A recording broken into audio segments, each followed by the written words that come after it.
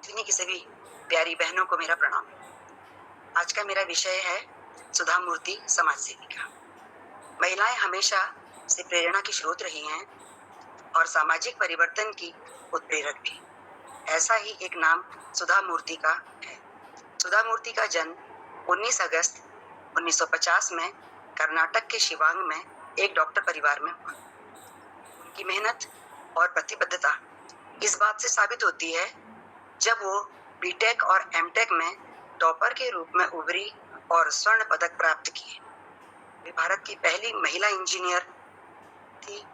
शिक्षा पूर्ण करने के बाद उन्होंने टेल्को के तत्कालीन अध्यक्ष श्री जे.आर.डी. टाटा को एक पत्र लिखकर उनकी कंपनी में लिंग पक्षपात के बारे में शिकायत की।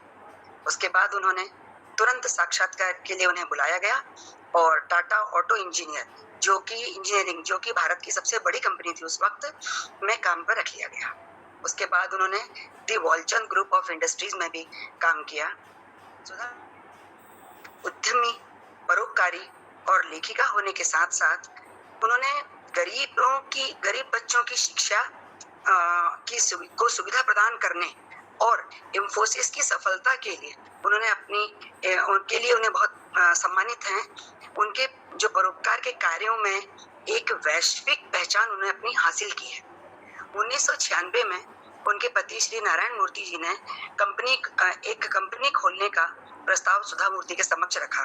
तब उन्होंने अपने पति को अपने सपनों का पीछा करने की सलाह दी और उन्होंने सुधा मूर्ति से 10,000 रुपए उधार लेकर एक इंफोसिस नाम की एक छोटी सी कंपनी का प्रारंभ किया। आज इंफोसिस न केवल भारत की बल्कि विश्व के बेस्ट 10 आईटी इंडस्ट्रीज में आती है।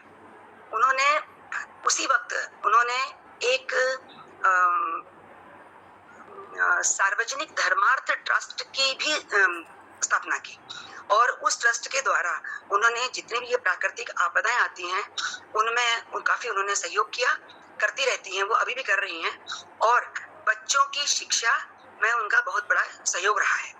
उन्होंने बाढ़ पीड़ितों के लिए 2300 घरों का निर्माण करवाया।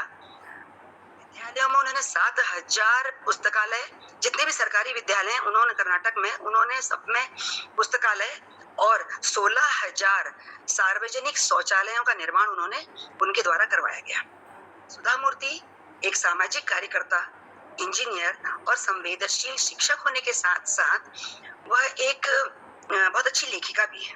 उनके मूलतः सारे ही लेख जो है वो कन्नड़ में है, बाद में वो अंग्रेजी में भी लिखने लगी और उनकी जो अधिकांश मुख्य रूप से उनकी जो अधिकांश लेख हैं वो पेंगुइन के माध्यम से प्रकाशित हुई है, जिसमें उन्होंने अपनी काल्पनिक कथाओं के माध्यम से दान, आतिथ्य और आत्म